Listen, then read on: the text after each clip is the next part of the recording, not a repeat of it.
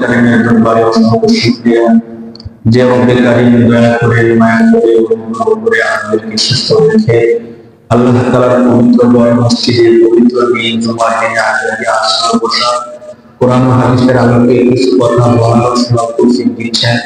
সে রব্বে কারীমের দরবারে মন খুলে কান খুলে আওয়াজ করে বলি আলহামদুলিল্লাহ। এই পৃথিবীর মধ্যে আল্লাহ পাক রব্বুল আলামিন যাদেরকে সবচেয়ে শ্রেষ্ঠ বলে ঘোষণা করলেন তারা হলেন আমরা মানুষ। আমরা কি মুসলমান বা অন্য কোনো ধর্ম। প্রথমত আল্লাহ তাআলা শ্রেষ্ঠ বা সবচেয়ে সম্মানিত জাতি হিসেবে ঘোষণা করলেন মানুষ। কাকে? মানুষকে। আমাদের একটা ভুল ধারণা হয় যে পৃথিবীর মধ্যে যে কোরআন যে ইসলাম এটা শুধু মুসলমানদের জন্য, অন্য কারোর জন্য না। মূলত কোরআন কার জন্য? আল্লাহ তাআলা নিজে উত্তর দিচ্ছে। যদি প্রশ্ন করা হয় যে আল্লাহ আপনি কোরআন কাদের জন্য নাযিল করছেন, এটা কি যারা উম্মতে মুহাম্মদ এই মুসলমান তাদের জন্য নাকি সমস্ত মানব জাতির জন্য? এক নম্বর প্রশ্ন যদি আমরা কোরআনকে করি, আল্লাহ তাআলাকে প্রশ্ন করি, দেখেন আল্লাহ তাআলা বলতেছেন হুদাল লিন-নাস, এই কোরআনকে আমি নাযিল করছি মানুষের হেদায়েতের জন্য। মুসলমানদের হেদায়েতের জন্য নাকি মানুষের হেদায়েতের জন্য? আমরা অনেকে খেয়াল করি, আমরা মনে করি যে কোরআন আমাদের মুসলমান। কোরআন কি মুসলমানের? আমরা মুসলমানরা মানি, সবাই মানে না। কিন্তু কোরআন শুধু মুসলমানদের জন্য না, সমগ্র জাতির জন্য। কি এবার কোরআন ইসলামের মূল দুইটা, একটা হলো কোরআন আর একটা হলো আমাদেরকে সাল্লাল্লাহু আলাইহি ওয়াসাল্লাম। এখন দ্বিতীয়বার যদি আল্লাহকে প্রশ্ন করি যে আল্লাহ কোরআন তো সমগ্র মানব জাতির জন্য, ঠিক আছে, এবার রাসূল সাল্লাল্লাহু আলাইহি ওয়াসাল্লামকে যে পাঠাইছেন তিনি কার জন্য? তিনি কি মুসলমানদের জন্য শুধু? দেখেন কোরআন শরীফের ১৭ নম্বর পারা ২৫ নম্বর পৃষ্ঠা আল্লাহ তাআলা বলতেছেন ওমা আরসালনাকা ইল্লা রাহমাতাল লিল আলামিন। আলামিন মানে বিশ্ব জাহানের জন্য। ওমা আরসালনাকা ইল্লা, হে নবী আমি আপনাকে প্রেরণ করেছি রহমত স্বরূপ। আপনি কাদের জন্য রহমত স্বরূপ? মুসলমানদের জন্য না, শুধু মুসলমানদের জন্য না। যদি মুসলমানদের জন্য হতেন তাহলে কাফের যারা আছে সবাইকে বকরা দিয়ে ধ্বংস করে দিতেন। যদি মুসলমানের বেঁচে থাকো কাফের সব ধ্বংস না। অথচ রাসূলুল্লাহ জীবনে কাউকে কোনো গালিও দেয় নাই, এমনকি কোনো কাফেরকে পর্যন্ত কাফের বলে কি করে নাই, গালি দেয়। চিন্তা করে, অথচ কাফেররা কি এমন কোন অত্যাচার আছে যেগুলো চিন্তা করে নাই? আমরা যদি হাদিস কোরআন আমরা দেখি, রাসূলের জীবনে কাউকে কষ্ট দেয়নি, কোন সময় কাউকে কোনো কষ্ট দেয়নি। জাতীয় কোনোভাবে কাউকে কোনো কষ্ট দেয়নি। কিন্তু কাফেররা রাসূলুল্লাহ সাল্লাল্লাহু আলাইহি ওয়াসাল্লামকে এত বেশি কষ্ট দিয়েছেন, এত বেশি কষ্ট দিয়েছেন। বুখারী শরীফের এক হাদিসের মধ্যে আসছে যে আল্লাহ রাসূল সাল্লাল্লাহু আলাইহি ওয়াসাল্লাম একবার কাবা শরীফের পাশে নামাজ পড়তেছিলেন। আল্লাহ রাসূল তো কাউকে কোনো জ্বালাতন করেন না, হ্যাঁ, যে তুমি আমার দিন মানতেই হবে, মানতে বাধ্য, না মানলে তোমাকে ছাড়বো না, কখনো বলেন নাই। আল্লাহ শুধু দাওয়াত দিচ্ছেন। কারণ আল্লাহ কোরআন আয়াত নাযিল করে বলছেন ওমা আলাইকা ইল্লাল বালাগ, হে নবী আপনার দায়িত্ব হলো পৌঁছায় দেওয়া, তুমি পৌঁছায় দিতে। ছোট্ট একটা কষ্টের বিবরণ বলি, কেমন কষ্টটা কাফেররা দিচ্ছে। এমনি তো অত্যাচার, নির্যাতন, জুলুম, গালাগালি, রাস্তার মধ্যে কাঁটা বিছাইয়ে দেওয়া, রাস্তা যেতে বাধা দেওয়া, যা কিছু তো করছি। ৩ বছর একাধারে শহরে আবু তালেব একটা পাহাড়ের পাশে রাসূল সাল্লাল্লাহু আলাইহি ওয়াসাল্লাম সহ তার পরিবার সবাইকে সেখানে আবদ্ধ করে রাখছিলেন। আমরা সবাইকে জানি ৩ বছর আল্লাহ রাসূল সাল্লাল্লাহু আলাইহি ওয়াসাল্লামকে এলাকা থেকে দূরে এক জায়গার মধ্যে আবদ্ধ করে রাখছেন। সেখানে খাবার দাবার পানি কিছুই যাইতে দেয়নি। কারা? মক্কার লোকেরা।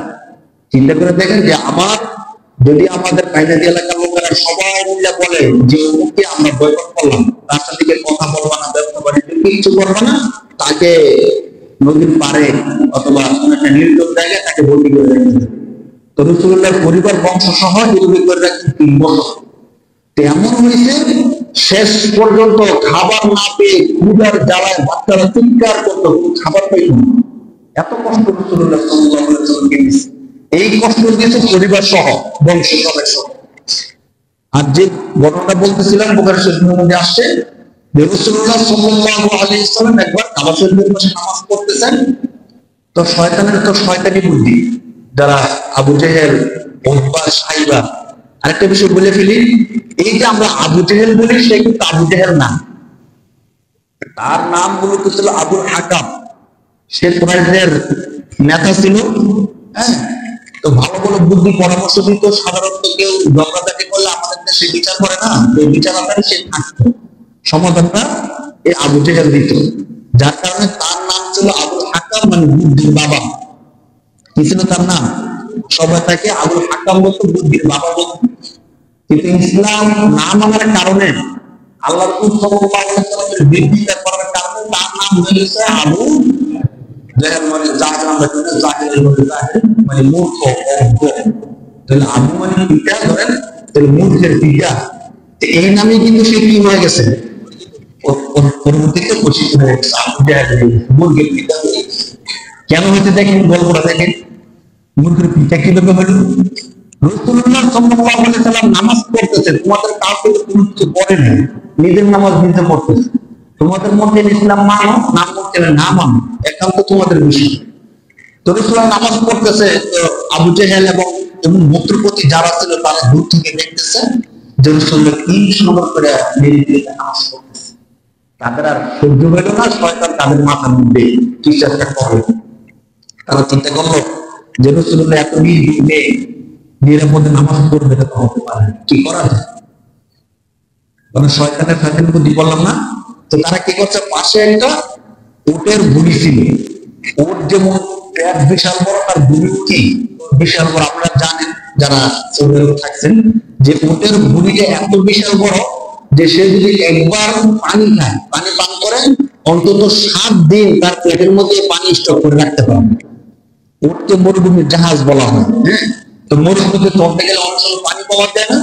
তো আমরা বইয়ের মধ্যে পড়ছি যে সে যে পানিটা পান করে প্রথমবার সফরের সময়, ওই পানিটা তার পেটের মধ্যে কতদিন স্টক করতে পারে? 7 দিন অন্তত স্টক করে রাখতে পারে। কত পানি সে পান করে দেখেন।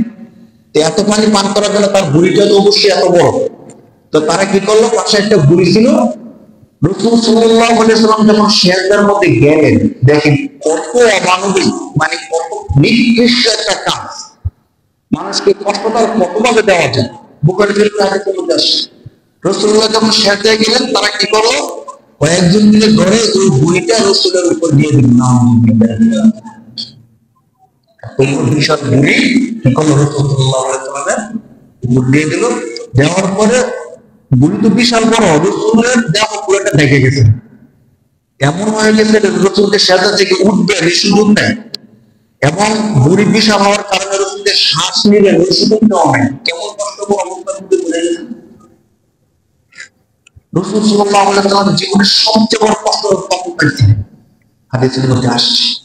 তো তারা দূর থেকে দেখে হাসতেছিল।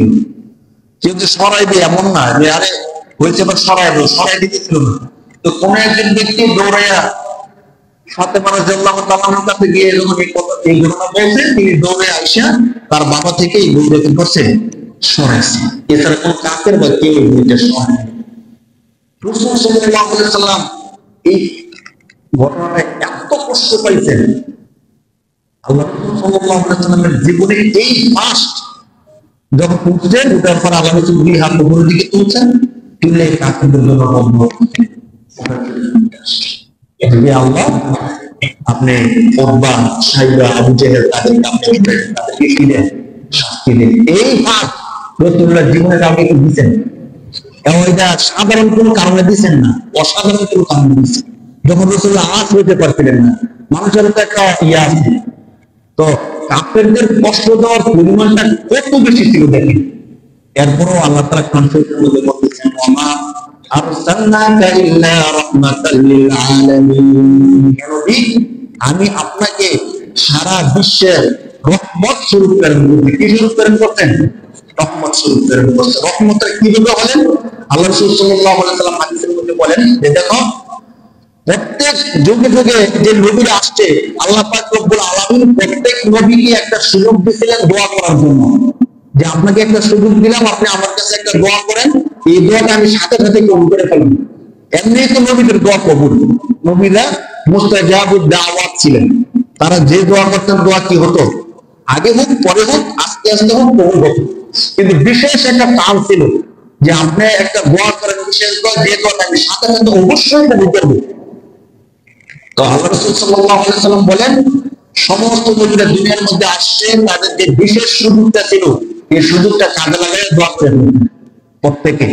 কিন্তু আমি মুহাম্মদুর রাসূলুল্লাহ একমাত্র আমার বিশেষ যে দোয়াটা, এই দোয়াটা আমি করি নাই। সুবহানাল্লাহ। তাহলে দোয়াটা কি? এই দোয়াটা আমি বাকি রাখছি হাসরের ময়দানে আমার গুনাহগার উম্মতের জন্য, আমি এই দোয়াটা রেখে দিচ্ছি। সুবহানাল্লাহ। রাসূলুল্লাহ দুনিয়ার মধ্যে আমাদেরকে জানে যে উম্মতকে শয়তান ধোঁকা দিবে, উম্মত গুনাহ করবে, হাসরের ময়দানে উম্মত কি ধরা খাবে, তখন আমি নবীর সুপারিশ দরকার হবে। সুবহানাল্লাহ।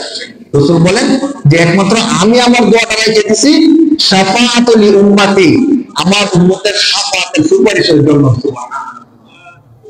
এই জন্য আমাদের নবী আমাদের কাছে এত গুরুত্বপূর্ণ।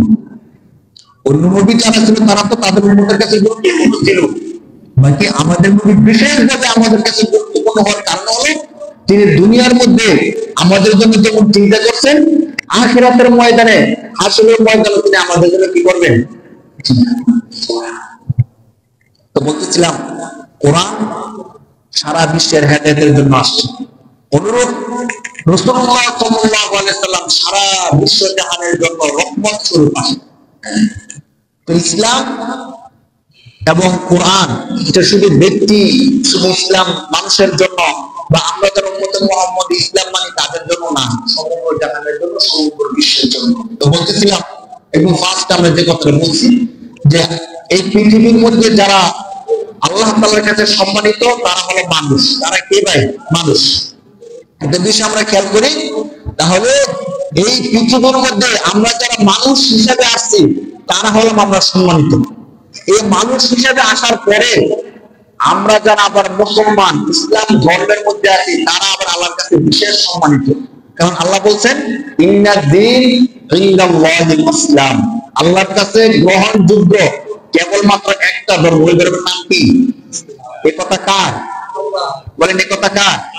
অনেকে মনে করে যে শুধু ইসলাম বলে কেমন একপক্ষ হয়ে যাবে, হ্যাঁ, শুধু ইসলাম যে কেমন শাস্ত্র মনে হয়। সব ধর্মে কি বলেন যে হিন্দু ধর্ম ঠিক আছে, ইসলাম ধর্ম ঠিক আছে, সব ধর্ম ঠিক আছে না ভাই, এটা আমার বলার কিছু নাই, এটা ঠিক করে দিচ্ছেন কে? তো আল্লাহর পূর্ণ আমাদের কথা চলে না, চলে ভাই? আল্লাহর কথা চলে না। আল্লাহ বলতেছেন ইন্নাদ-দীন ইনদাল্লাহিল ইসলাম, আল্লাহ তাআলার কাছে একমাত্র গ্রহণযোগ্য ধর্ম কি? ইসলাম। তাহলে আমরা যারা দুনিয়ার মধ্যে মানুষ হিসেবে আসলাম, এক নম্বরে সৌভাগ্যবান। মানুষ হওয়ার পরে আমরা যারা ইসলাম ধর্ম পাইলাম, আমরা দ্বিতীয় নম্বরে আরো বেশি সৌভাগ্যবান। ইসলাম ধর্ম পাওয়ার পরে যুগে যুগে যত নবী রাসূল আসছে তাদের অনুসরণ যারা করতে তারাই তখনকার সময়ের মুসলমান। মুসলমান বলতেছে যে আমরা মুহাম্মদ মুসলমান না।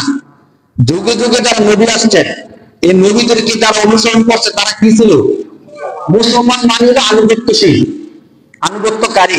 তো যারা আল্লাহ এবং আল্লাহর প্রেরিত নবীর আনুগত্য করছে তারাই কি? মুসলমান।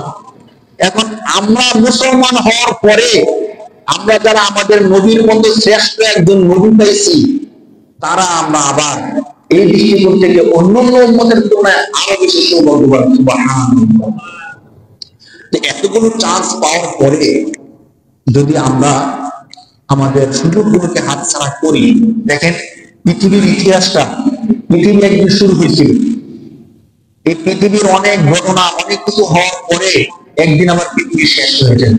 একদিন পৃথিবী কি হয়ে যাবে ভাই? আমরা সবাই আল্লাহ তাআলার দরবারে একদিন আবার দাঁড়াবো। সেদিন আল্লাহ তাআলা আমাদের ভালো মন্দ সবকিছু বিশ্বাস দিবেন। এই বিশ্বাসটা আমাদের সবার আছে না ভাই? এই দুনিয়ার জীবনটা অল্প সময়ের এই জীবনটা আল্লাহ তাআলা চাইলেন যে পৃথিবীর মধ্যে কিছু লোক আসবে, আল্লাহর ইবাদত করবে, আবার তারা জান্নাতের মধ্যে চলে যাবে। কারণ আল্লাহ তাআলা আমাদের পিতা আদম আলাইহিস সালামকে সৃষ্টি করতেন কোথায়? জান্নাতে। কোথায় সৃষ্টি করতেন ভাই?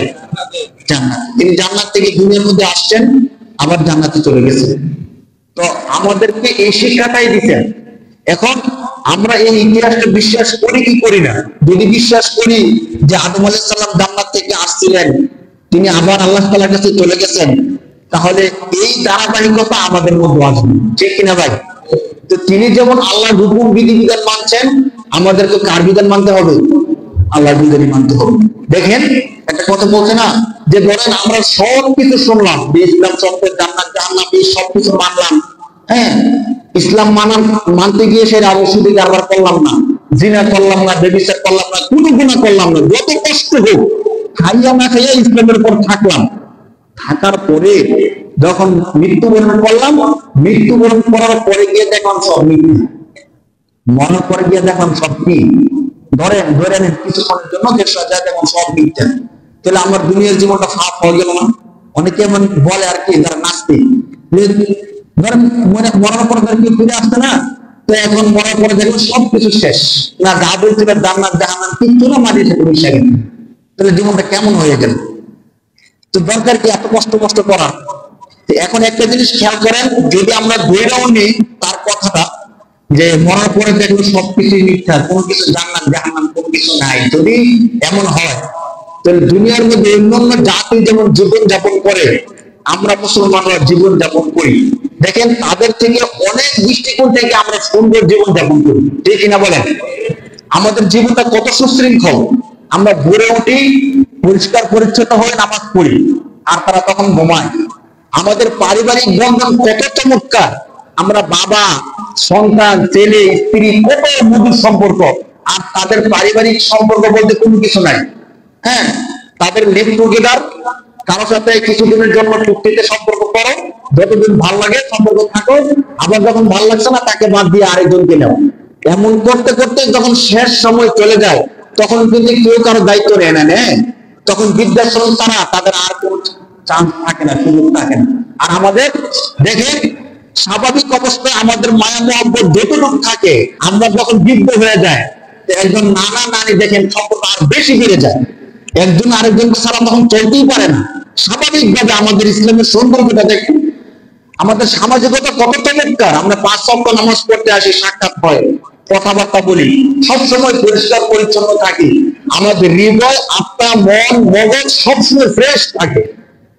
কারণ আমরা দুনিয়ার মধ্যে এখন যখন কোন কষ্ট পাই, কেউ আমাদেরকে কষ্ট দেয়, তখন মনে করি যে এই কষ্টের কারণে আমার গুনাহগুলো মাফ হয়ে গেছে, তখন আমাদের আত্মতৃপ্তি লাভ করি। কিন্তু আর তারা যখন কষ্ট পায়, তখন রাগে গড়গড় করতে থাকে, কখন আবার তাকে কষ্ট দিল। ধরেন কেউ তাকে কষ্ট দিল, তো আখেরাত বলতে তো তার কিছু নাই, এখন তাকে আবার কত কষ্ট দেওয়া যায়, এই জন্য সে রাগে গড়গড় করতে থাকে। সবসময় কিন্তু একটা পেরেশানিতে থাকতে হয়, যে কখন আমি আবার তাকে শাস্তি দিব, যে শাস্তি দিতে পারে তখন আবার ওই পক্ষ আবার তাকে শাস্তি দেওয়ার জন্য প্রস্তুত থাকে। আর আমরা কি করি, কষ্ট পেলে মনে করি, হাদিসের মধ্যে আসছে কারো পায়ে যদি একটা কাঁটাও দিবে, এই কাঁটা বিদার দ্বারাও গুনাহ ক্ষমা হয়, গুনাহ কি হয়? ক্ষমা হয়। তো দুনিয়ার মধ্যে আমরা যত টেনশন পেরেশানিতেই থাকি, আমরা মনে করি এই টেনশন পেরেশানির কারণে আল্লাহ জান্নাতে আমাদের কি দিবেন? শান্তি দিবেন। আর তারা যখন কষ্ট পেরেশানি পায়, তাদের কি কোনো ভরসা আছে বলেন? কোনো ভরসা নেই। যদি ব্যাখ্যা করতে যাই অনেক সময়ের দরকার, সব দৃষ্টিকোণ থেকে দুনিয়ার মধ্যে তাদের থেকে অনেকাংশে আমরা ভালো আছি। শুধু টাকা পয়সা থাকলেই তো ভালো থাকে না ভাই, শুধু বিল্ডিং বা তোফাতে ইত্যাদি থাকলেও তো ভালো থাকে না, মানসিকতা তো অনেক বিষয় আছে। এই সব ওভারঅল মিলে আমরা ভালো আছি অনেক বেশি, আর তারা এই দৃষ্টিকোণ থেকে অনেকাংশেই ভালো নাই। যার কারণে দেখবেন যারা নাস্তিক বা যারা আখিরাত বলতে বিশ্বাস করে না, তাদের ক্ষেত্রে আত্মহত্যার গড়টা বেশি। তাদের মধ্যে আত্মহত্যার গড় কি ভাই? দেখবেন জাপান, ইউরোপ পাশ্চাত্যের মধ্যে আপনার আত্মহত্যার জন্য আলাদা মেশিন সিস্টেম করা আছে। আপনি আত্মহত্যা করতে চান, তো তারা এই সুযোগটা করে দিবে কিভাবে আত্মহত্যা করা যায়, সহজে কিভাবে মরা যায়, আপনারা গবেষণা করে দেখি।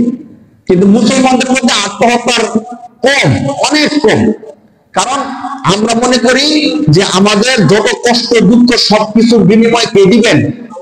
আর তারা মনে করে কে দিবেন, তাদেরকে নিতে হবে। তো শেষ জমানায় যখন দেখে যে আমি মানুষের জন্য এত কিছু করলাম, এত সব কিছু করলাম, আমার কি থাকলো, তখন শেষমেশ গিয়ে তারা আত্মহত্যা করতে বাধ্য হয়েছে। দুনিয়ার জীবনে যখন অন্ধকার মনে হয় আত্মহত্যা করে। আর আমরা যখন মনে করি যে আমি পরিবারের জন্য এত কিছু করলাম, আমার ভাইদের জন্য এত কিছু করলাম, এখন তো আমার পাশে কেউ নেই, তখন আমরা কি বলি বলেন? তখন বলি সমস্যা নাই, আমি আমার বাবার জন্য, পরিবারের জন্য, ভাই বোনদের জন্য যা কিছু করছি আমাকে দিবে কে? এখন এই দৃষ্টিকোণ থেকে তাদের থেকে আমরা অনেক ভালো থাকি, দুনিয়ার মধ্যে জীবনযাপন ভালো করি। যদি কবরে যাওয়ার পরে দেখলাম কোনো কিছু নাই, তাহলে তারাও মাটি হয়ে গেল, আমরাও কি হয়ে গেলাম? মাটি হয়ে গেলাম, শেষ, সমান সমান। কিন্তু সত্যিকার যখন কবরে যাওয়ার পরে দেখবে যে না, জান্নাত সত্য, জাহান্নাম সত্য, এই সব কিছু সত্য, তখন তো ধরা পড়বে তারা বেঁচে যাব, ঠিক কিনা বলেন? দুনিয়ার মধ্যে তারা জীবনযাপন করলো, আমরাও করলাম। তারা যেমন জীবনযাপন করছে তার থেকে কিছুটা হলেও আমরা ভালো আছি আলহামদুলিল্লাহ। দেখেন আপনারা যারা নামাজ কালাম করে আলহামদুলিল্লাহ মানসিকভাবে অনেক উন্নত, অনেক উন্নত। তো যদি ওই পর্যায়ে হয় সমান সমান হয়ে গেল, তাদের কোনো কিছু নেই, আমাদের কোনো কিছু নাই, যদি যুক্তি করে নেই। আর যদি সত্যিকার যদি না, আমরা যখন অবশ্যই সত্য, যখন দেখবে জান্নাত জাহান্নাম সবকিছু সত্য, তখন তো তারা ধরা খেয়ে দেবে, আর তো ফিরে আসার সুযোগ নাই। যদি এখন বলে যে জান্নাত সত্য জাহান্নাম সত্য, যদি বিশ্বাস না হয় মরে দেখো, তো মরার তো সুযোগ নাই। এখন যদি আপনি কাউকে বলেন যে বিষ খেলে মানুষ মরে যায়, সে বলে আমি বিশ্বাস করি না। বিষ, অন্যান্য খাবার যেমন খায়, বিষও কেউ খাইলো, খাইলে মানুষ মরে যায়, একজন বললো যে আমি বিশ্বাস করি না। তাকে যদি আপনি বলেন বিষ খেলে যে মানুষ মরে না, মরে, এটা বিশ্বাস করো না, তুমি খাইয়া দেখো, সে কি খাইয়া দেখবে বলেন? খাইয়া দেখবে, খাইয়া দেখবে, খাইয়া দেখবে তো শেষই। তো মরলে বুঝবেন জান্নাত সত্য জাহান্নাম সত্য। এই জন্য বললাম যে মরে দেখেন, ঠিক মরে দেখবে, মরে দেখবেন।